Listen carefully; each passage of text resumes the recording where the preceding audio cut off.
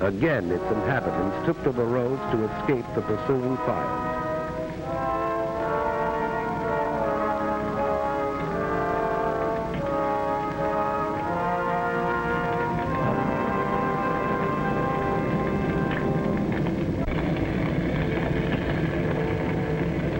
The cathedral crashed in flames. The invaders rolled on. Morning found the refugees still fleeing blindly. Reputable observers said these refugees were machine gunned from the air. There is no photographic evidence of this. And this is what they fled. The Nazi machine moved on, and after a day's destruction, paused only to sleep.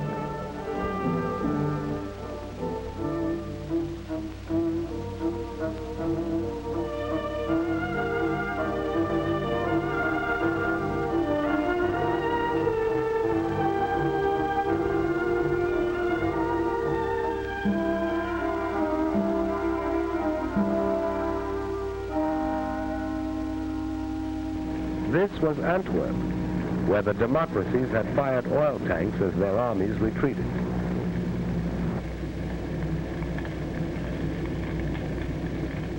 The improvised Allied defense collapsed. The British Army was driven into the Sea of Dunkirk, according to plan. Dunkirk has been called the triumph of man over the machine.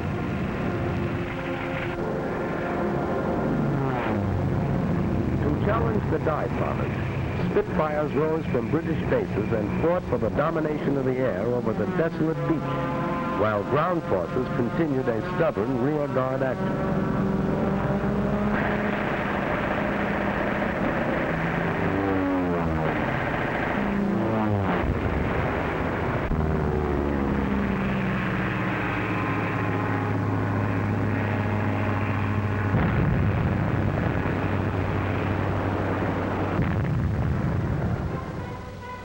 British ships, cruisers, destroyers, yachts, paddle boats, anything that could float, crossed the channel and evacuated some 350,000 British and French troops back to England. For the British were determined to save their men. Here in the wreckage was the story of the epic evacuation. Men walked into the sea and swam to their rescuers.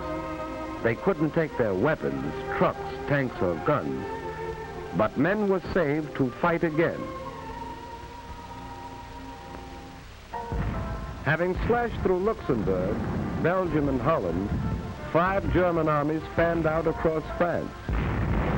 Treachery and incompetence had doomed the nation that only a decade ago had been leader of Europe. Now the campaign mounted in fury as France crumbled.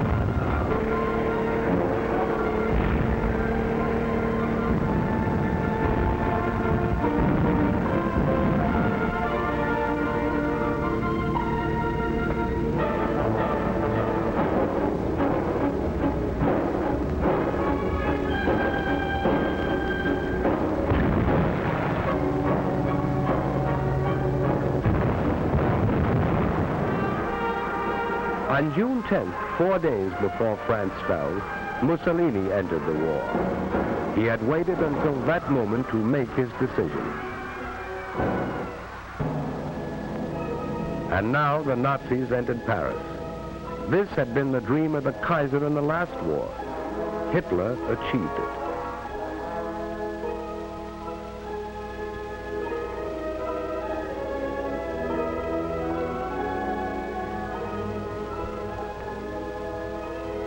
And the Maginot Line was still there. The Nazis had merely outflanked it. Now they tried direct attack, and the Maginot Line fell.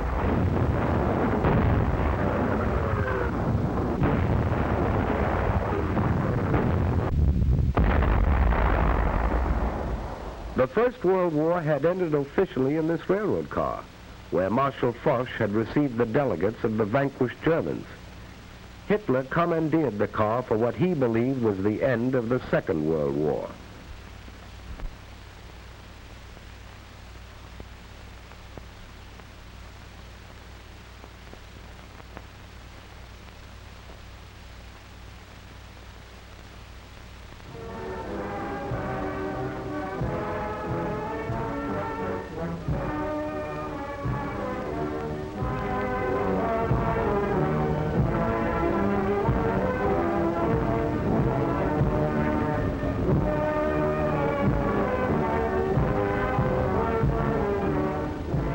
Here at Compiègne, Vichy was born.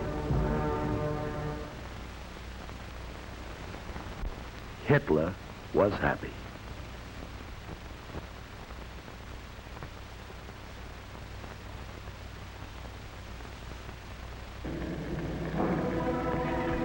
Britain alone remained as Hitler's sole barrier to a total victory.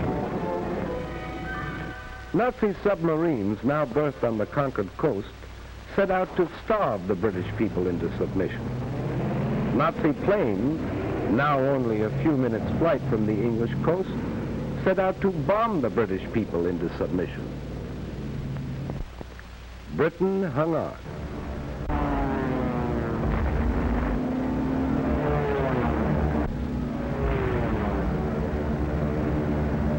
They bombed railroads and factories to disrupt transportation and war production. They bombed by day, and when the Royal Air Force smashed more than 180 of the bombers out of the sky in one session, they bombed by night. The face of London changed. Historic landmarks disappeared. Night after night, London was left a sea of fire.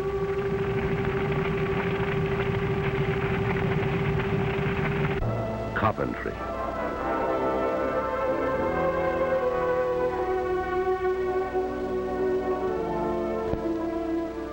Air armadas appeared over these cities through the fall and winter of 1940 and well into the spring of 1941. Wreckage was cleared and production continued. A new army was created, equipped with new weapons. And Hitler, frustrated, turned east. If this were to be a long war, he would need Russian oil and Russian wheat. So he proclaimed himself anew the archenemy of communism, despite his earlier plea to the German people that National Socialism and communism could live side by side. Now he told them he didn't mean what he said before, but he did mean what he said before that. Military spokesman in Berlin said the Red Armies would be encircled and destroyed within 6 weeks. Its remnants would retreat back of the Urals. There the Japanese could deal with them at the proper time. Joseph Stalin rallied the Russian people.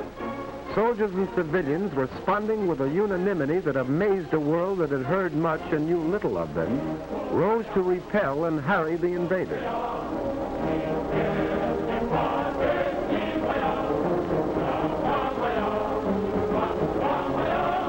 Working with whatever tools they could seize, working against time, men and women, old and young, carved these huge tank traps.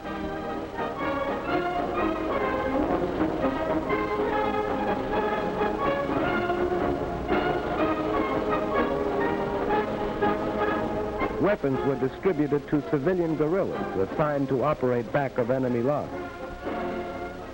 Anti-aircraft guns swung into place to battle Luftwaffe advance units.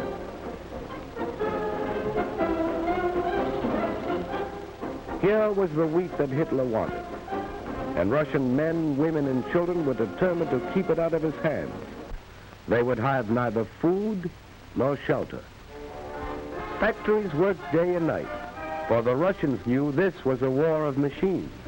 Entire plants were moved east, complete with workers. Weapons of war poured out of these factories, and the Germans, as well as the rest of the world, discovered the Russians had tanks to meet tanks and planes to meet planes. The Russians retreated, but not without inflicting sizable casualties.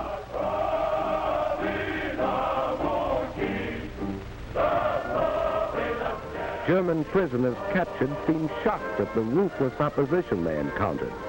It had been different in France.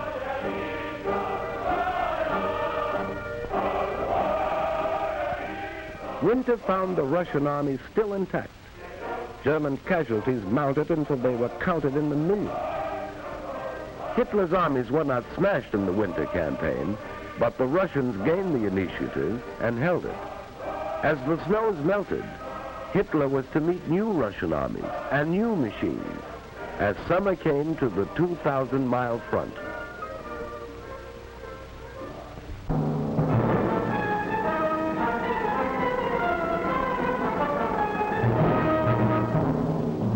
We were not sufficiently on the alert in Hawaii. The Japanese won a series of spectacular victories in the Pacific. Under General Douglas MacArthur, American and Filipino forces fought a fabulous delaying action in the Philippines. Manila was bombed, although it was declared an open city. Because of vast distances, it was impossible to send supplies or reinforcements, and Bataan fell only when Americans and Filipinos had eaten their mules.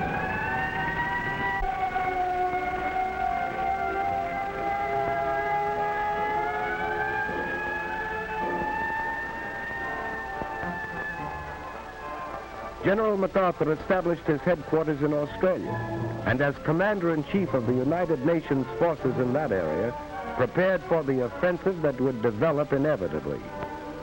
For despite setbacks, we had established a supply chain 6,000 miles across the Pacific that stretched to New Zealand.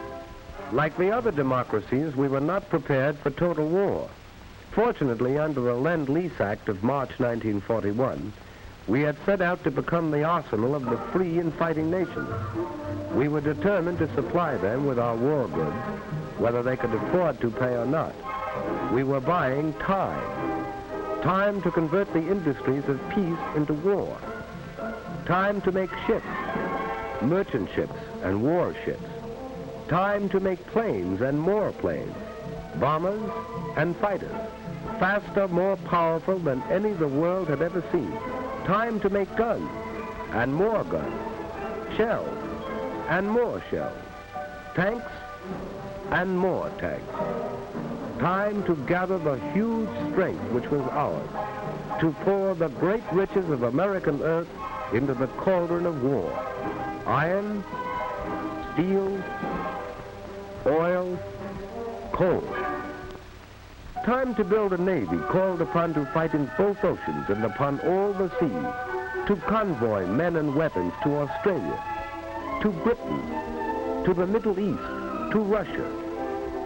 A navy that had already undertaken daring raids upon the Gilbert and Marshall Islands and braved Japanese waters, and had taken a heavy toll of the invading forces in the Makassar Straits, and had won the first battle in the Coral Sea. Time to expand a miniature professional army into a modern war machine. Time to take civilians gathered in a peacetime conscription while we were still debating, to mold them into soldiers, train them in the use of new weapons, new tactics.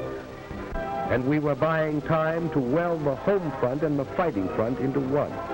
For this was total war, and we realized victories were born in the production line. We needed more ships, more planes, more tanks, more guns, more shells. We were not fighting alone. 9 of the Pan-American neighbors severed diplomatic relations with the Axis. Colombia, Bolivia, Brazil, Ecuador, Mexico, Paraguay, Peru, Uruguay, and Venezuela. At this time, the issue is clearly drawn. There can be no peace until Hitlerism and its monstrous parasites are utterly obliterated, and until 9 of the Pan-American nations declared war upon the aggressors. Cuba, Costa Rica, the Dominican Republic, El Salvador, Guatemala, Haiti, Honduras, Nicaragua, and Panama. Mexico joined these nations in June 1942. We were not fighting alone. Even in the conquered countries, the will to fight survived. Dutch, Belgians, Yugoslavs, Greeks, Czechs, Filipinos, Poles, Norwegians, free Frenchmen, all fought with us on the far-flung battlefield. Australians, New Zealanders, South Africans, Canadians. We were not fighting alone in this war of the people seeking a world without war for their children.